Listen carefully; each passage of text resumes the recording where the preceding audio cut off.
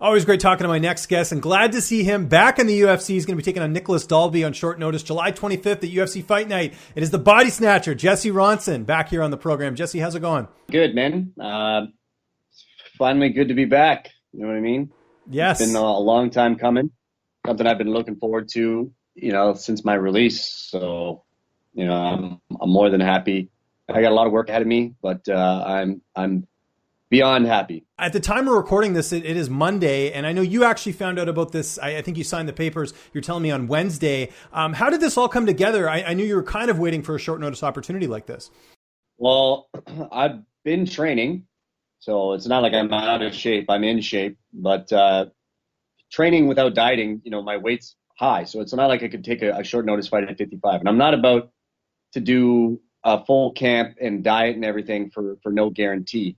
So I told my manager that, and I told Sean Shelby that I'm like, if we do short notice, it's going to have to be at 170 because I'm not wasting money, and because it takes a lot of money and a lot of training to get me within the 155 range. I can do it, no problem, but it's just a pain in the ass. So I've been training and I've been eating, so my weight's kind of stayed up, but I'm ready for 170, no problem. I know you were on standby before. You sort of have been keeping everyone updated on Facebook saying, look, like I'm waiting to get a fight. It's just a matter of if an opportunity comes up. How close were you before to getting a fight with the UFC, like over the last couple of months? Because it seemed like there were a few opportunities. It just didn't match up with what you were trying to do. I know after the Troy Lamson fight, my manager told me, he's like, get ready for 155 or 170. So preferably 155 for June, Saskatoon, right? He's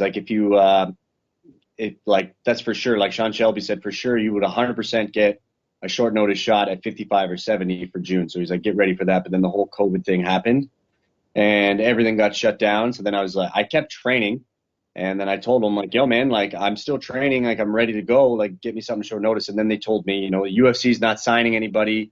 They're not going to sign anybody new or anything like that unless they're local because, you need to get that P1 visa in order to travel internationally, and everything's shut down, so you can't get that. So he's like, don't worry about it. We'll get back to it, at a later date. And I was just like, I wouldn't take no for an answer. So I just kept training, even though I knew nothing was going to happen. Like Wednesday, I honestly could tell. I was telling people, like, literally the day before, I'm like, dude, I'm not going to get a fight anytime soon. Nothing's happening. I'm just training because if I don't train, I'm going to go insane. You know what I mean? So then all of a sudden Wednesday night, I get that call. It's like, yo, July 25th, 170, Nicolas Dalby, you're in. And I said, yeah. And then my manager's like, oh, no, I already told him, yes, you're in. With all your bitching and complaining, you're doing it. And I was like, yeah, okay, let's do it. No, I wasn't expecting it at all. Like, I was, like, borderline ready to give up, but I just never did. Too stubborn. That's so good to hear because, of course, we had an interview when you were supposed to fight Diego Ferreira on short notice. This was back at UFC 231 in December of 2018. And obviously they wouldn't let you fight because you were cutting too much weight. Have you thought about that moment to where you are now? Because, like, I think, even you and I were talking, you weren't sure if you were going to get back in because of what happened there. But obviously you got good management and, I know you've been working hard on the regional scene. Now, was there a point you thought this wouldn't happen? That was very heartbreaking, the Diego Ferreira thing, because I had seen guys get catch weights before. Like, I always bring up Shane Campbell. When he got signed short notice to fight John Makdessi, he had more time than I had, and they did a 160 catch weight. But that was back when Joe Silva was a matchmaker. I've seen other catch weights happen. So, I was really hoping, like, hey, you want this fight to happen? Like, just give me a catch weight. And they're like, no, fuck you. You know what? Like, you've wasted our time, and you said you wouldn't. You went back on what you said. And so he's like, you're never going to fight in the UFC again. I was like, oh, man. And my manager's like, yeah, he's pissed and don't expect it. Like, I was like, do you still want to manage me? Like, even though I can't get back to the UFC, I was like, what the fuck do I do? I'm like, the UFC is like where everybody wants to go. I'm like, what am I going to do? And then everyone's like, oh, well, there's, ONE FC, there's Bellator, and PFL, and whatever else. But everybody wants back to the UFC. Like, I need to get back to the UFC to get that one win. So it was hard for a few months until I finally, I think it was April. I sent a pretty heartfelt email to Sean Shelby, and I texted him, and I was like, I know your time's valuable, but can you please read the email I sent you? And he read it, and he actually sent me a response like 10 minutes later, and he was like, he had forgiven me, and he said, who knows where you're going to be in 6 months? Just, keep doing what you're doing, and we'll see what's going on. But then I got signed to the PFL, and the rest. Right. But it's still it's awesome to see that you're back in there. And also credit to your manager too. Like you said, you're like, do you even want to manage me? He's still stuck with you and still got you opportunities as well. Like how much do you sort of owe this opportunity to him as well, just for, continuing to put your name in the hat and trying to get you a fight? Yeah, Daniel's is a fucking man. Like the guy did everything he promised me he was going to do after the Dufour fight, where I won when I became champ, the 170 champ at TKO, is when he signed me. And he's like, dude, I will get you your opportunity. Like, he's like, just trust me that. So he did. He got me my UFC opportunity in December 2018. I fucked that up. So I was like, okay, well, what else is there left? And he goes, this is the best option right now, the PFL $1 million tournament. I will get you that. And he did, right? And then once all that kind of fell through, I beat Troy Lampson. I went out on my own and I did that. And, he got me back in the UFC. He did everything he said. Like, I don't even have good friends that have been able to stick to their word that much, with me. And like Daniel's done everything he said he was going to do. And he's the best, man. That's all I can say. He's the fucking best. Well, it's great to see another Canadian back in the UFC. I know Malcolm Gordon as well got the call up too. So it's good to see that they're still looking at talent north of the border, which is really awesome. I know you're out in Ontario. I know the COVID stuff is still pretty rampant out there as far as restrictions and stuff. How has training been? You mentioned getting back to what type of restrictions have you had to deal with in your own training? I've just kept my circle small, like right now we're allowed to have 10 people or whatever it is. Like I haven't stopped training this whole time. I know that people would be upset about that. They're like, oh, you should be social distancing. You should be doing this. You should be doing that. Well, it's, you could if you just had a regular 9 to 5, but as a fighter, like you need to train, you need to stay in shape. So I kept my circle small and, we've been doing, localized private training, like in the basement, my buddy's got mats at his house, so we would train at his house. My coach literally lives in his gym. So, like, he lives downstairs and the gym's upstairs. So it's like we can go there and train. You can't really stop that. At first, you got to be secretive about it, like when it first broke out, like March, April-ish. And then after that, it was just like, whatever. Let's just keep training. But, yeah, I've kept my circle real small. Haven't gotten COVID. Nobody's gotten COVID. So nothing's really changed other than having a gym full of people now. Instead of being like 100 people at the gym, it's just me, my coach, and the 1 or 2, maybe 3 training partners that we have in there. And it's been great. Like it's almost like private training. You know what I mean? Like I've been doing that for a while, but it's like when you're in a classroom of 30 people, some kids don't learn a lot, but then all of a sudden you go down to a classroom of 5 people and it's like those kids get that specialized attention and they become, expert scholars. So that's what I feel has been happening the last couple of months. Like my wrestling game and jiu-jitsu games really sharpened up. And we've got 2 weeks. I've always been a great striker, and it doesn't take long to sharpen the blade, but we got 2 weeks to really sharpen up the striking, and that's what we're doing. How about the weight? I got to ask, I know this is at 170, but you mentioned, obviously, like, when you're training for something, it's a little bit easier, but when you're kind of just training to stay in shape, it's a little bit different. So how's the weight right now, a couple weeks out here? I'm 11 pounds off right now, so it's not going to be yeah, exactly. So when I got the call for December 2018, I was literally 191. And I had I knew about it. So 16 days out, I started dieting. 11 days out, I got the call. The day that I was supposed to show up to Toronto, the Tuesday of fight week, I was 178 in the morning. And I remember Sean Shelby telling me, like, if you're not 175 when you check in, you're not fighting. So I had to cut weight to get to 175 on Tuesday just to make the check-ins.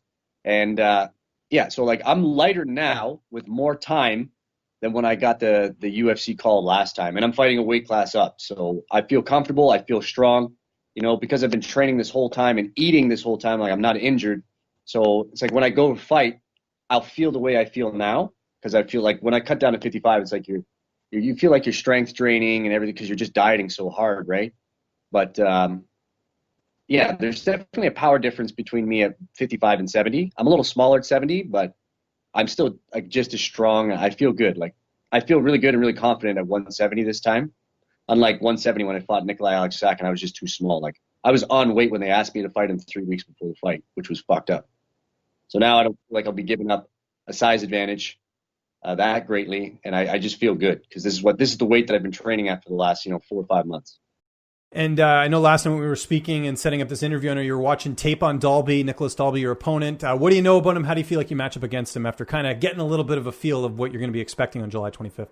Well, when I first heard about him, everyone's like, oh, great matchup. You guys are going to stand and bang. It's going to be, fight of the night for sure. Dalby's a banger, whatever else. I felt really good about the matchup. And then, I still do. When we watch his first fight, he's got 6 takedowns his first fight. So it's like, oh, okay, this guy's not a banger. He loves to throw. Don't get me wrong. He's a Viking, but he knows he's not stupid. He knows he needs to do what he needs to do to win. So his first fight, he had 6 takedowns. When he fought Charles Oliveira, he likes to strike at a distance, but then he's not afraid to clinch. He's not afraid to cage grind. So it's really on him on what Dalby shows up, because this could be a really exciting fight. Or, you might have to see the full well-rounded Jesse Ronson take him down, use his jiu-jitsu and everything else. But it really is up to him, and I love leaving it up to him. It's just like Troy Lamson. I was like, it's up to you, dude, and how you want to take this fight. You want to wrestle? We can wrestle. You want to throw? We can throw. So I really hope the Dalby that likes to stand and bang shows up, and we can get it done. You talked about training. Who have been some of your training partners that you've had a chance to work with leading into this fight? Chad Laprise is going to be coming in for me this week because he's bigger and his kicks he's got the same style kicks as Dalby. I think Chad's hands are a little better. So I'm getting him to come in. I've been training with my buddy Matt, Ergi Sagata from Toronto. Yep, I know Ergi's. I saw him fight at BTC. Actually, I think I was at one of his first fights there. He's a really talented kid. Also fought for TKO as well. He's a freaking animal, like absolute animal. If I were to ever fight Khabib, whoever watches this is going to fight Khabib, bring out Ergis Sagata and have that guy grapple with you and whatever else. Like, even though Ergis is a lefty, like, his grappling game and wrestling game is just out of this world, and he is stupid strong. So there's him, there's Adam Asenza, and my buddy Matt that really been helping me. And then this week, Chad's coming in, and then next week I'm going to be doing some sparring with Bobby Poulter, undefeated welterweight. And that's it. I'm just keeping my circle small because, I've been getting emails from the UFC and my manager saying, don't fucking get COVID. Right. No, of course. It's like, you can't go out there and just be like, hey, everybody come in and let's get fucking working. No. So I'm super paranoid now. Like, on the weekend, I had a friend come over and he had a raspy voice and a stuffy nose. And I was like, no, get the fuck out of here. I wouldn't even let him in. Hey, what the fuck? Like, get out. Like, get the fuck out of here, dude. I'm sorry. Like, you're not coming in. I don't fucking care. So, awesome. I'm ultra paranoid now. So I'm just keeping everything super small. And I got the perfect matchup for my UFC return. I've said that every time. It's never a perfect matchup, but, it is what it is. He doesn't have anybody like Jesse Ronson to train with. And, he's never fought anybody like, so when I'm in there, it's like, I don't care what his game plan is or who he's been training with. He's never been in there with me. So, we'll just let it fly on game day. You mentioned Chad Laprise, and that's great to see he's still training and everything. Is he retired? What's happened with him? Because I haven't heard a peep about him since he lost his last UFC fight, and I believe they cut him. I don't know if he officially got cut or not, but he's a London police officer now. So we live in London, Ontario, and he's an actual police officer. So he graduated from police college, and I think he's been working there for a couple of months. Good for him. Well, that's awesome because I know, for some fighters, that it's tough to make that transition to another career. So glad to see everything worked out for him. And I'm sure getting to train with you, it keeps him in good shape to catch all those criminals, right? So he freaking loves it. He says paperwork's a little tedious, but he loves dealing with people and he loves the job. So I'm like, all the power to you. You make $100,000 a year, being a police officer, but you can deal with a little bit of tedious paperwork. Not a big deal. And as far as getting down there, the flights and all that stuff, have you got your itinerary yet? Like, when are you actually going to head down to Yas Island? Oh, man, I don't know when I'm going yet, but it's a pain in the ass. So we got to drive to Toronto because the London airport's not open. So we drive to Toronto. We get a letter from the UFC so we can fly to Vegas, right? We go to Vegas, we get COVID tested, and then we have to isolate in a hotel room for 24 to 48 hours for however long it takes the results to come back. And then we're not allowed out of the hotel room. So after that, we fly to Vegas. We're there for 2 days. And then we get a chartered flight to Abu Dhabi, which is a 15-hour flight. As soon as we land, we go to Yas Island. They test us again. And then we have to lock ourselves in our room again and isolate until they get the first day test results back. So that can take a day. I think it takes a day. And then as soon as the test results come back, we got to go back down and get tested again for a second time. But at that point, we're allowed out to move around and do stuff. Every fighter's got their own hotel room, and they got their own private workout room for only them and their cornermen to use.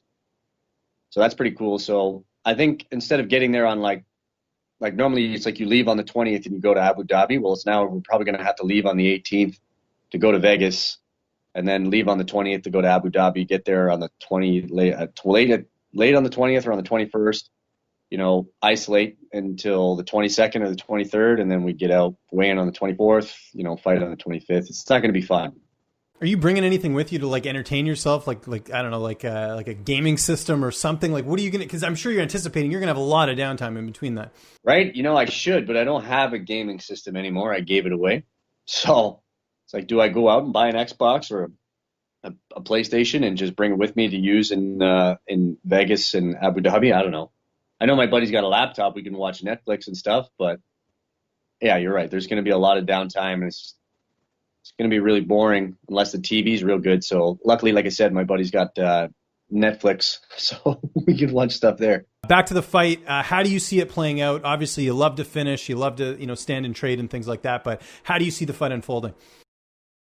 Dalby is one of those guys, like every fight I've seen him in, he gets like, he's got a lot of gas in the third round. Like this is probably the best gas tank guy I've ever fought. You know what I mean? So we're going to be bringing it the whole time. So I'm going to have to, the only way it's going to happen is if I shock him and put him away. And I think that's going to happen in the second round. For some reason, most of my finishes happen in the second round. And everybody everybody that's messaged me and tells me, they're like, I think you'll do it in the second round. Obviously, I'd like to do it in the first or even the third. I don't freaking care, but I have a feeling I'm going to put him away. I'm going to hurt him, stun him, and I'm going to put him away in the second round. Now, we were talking about you fighting at 170 for this fight. Is the plan after this to go back down to lightweight, or you just want to see how this fight goes and reassess? No, I'm not. I do my best work at 155. With a full training camp, I make 155. Like the last couple of times I cut to 155, it's been super easy. I actually got down to like 153. So I'm like, Jesus. And I get to rehydrate up, like without even, like we have a set schedule. Like say it's like 6 baths and we'll cut this much weight. Well, it's like after 4 baths, I cut that much weight and then some. And I'm like, what the hell's going on? And then it's like, I just didn't expect to get that low. So fighting at 55 is the way to go for me. I do my best work. I'm not afraid of anybody's power at 55. There's no size advantages that guys are going to have at 55. So I'm not worried about the lay and pray or anything like that. And like I said, I just do my best work at 55. So we're going down to 55 for sure after this. Any new hobbies during the quarantine that you picked up, or watching any new TV shows, anything like that? I see you got the gamer chair behind you, getting in any games, but you said you sold your system, right? So, no, I play PC games. Oh, okay, gotcha, nice. Yeah. New TV shows. I just binge watched Big Mouth. I don't know if you've ever heard of that. I haven't, but I'll check it out. Always looking for new recommendations. It's a pretty funny cartoon. Like, it's not like Rick and Morty, but it's it's like a perverted, funny cartoon, and it's good. I recommend anybody watch Big Mouth for a good laugh. And then I've been just watching a lot of documentaries because I just recently got Netflix too, so I'm just binge watching the hell out of documentaries. And like Unacknowledged blew my freaking mind. What was the other one? Steve Lazure or Steve something? I can't remember what it is.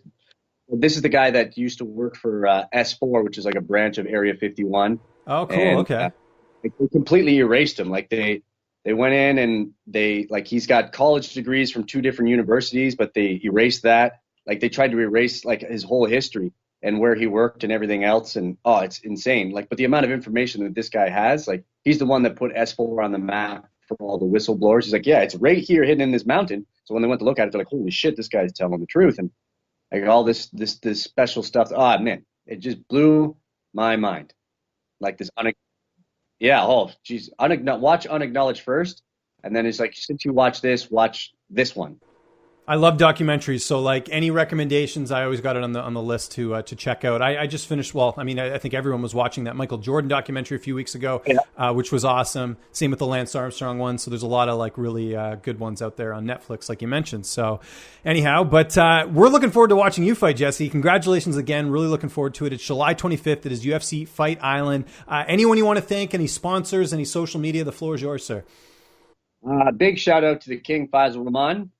Again, short notice, stepping in, getting my medicals done. Like, luckily my medicals were good, but he's hooking me up with an ophthalmologist instead of just an optometrist, which I don't even think they're open, but an ophthalmologist is what they need. He's got me that booked, everything, like anything I need medical wise. He hooks it up super quick for the UFC. Big shout out to Faisal Rahman. Colin Bakey, my buddy I used to train with, lives out east, fighter himself. he hooked me up with a sponsorship too, kept me going. George Godoy and Adrenaline also hooked me up with sponsorships and kept me going. Gave me a place to use and whatnot. Yeah, the gyms and my coaches and my training partners, that's about it. Can't thank them enough.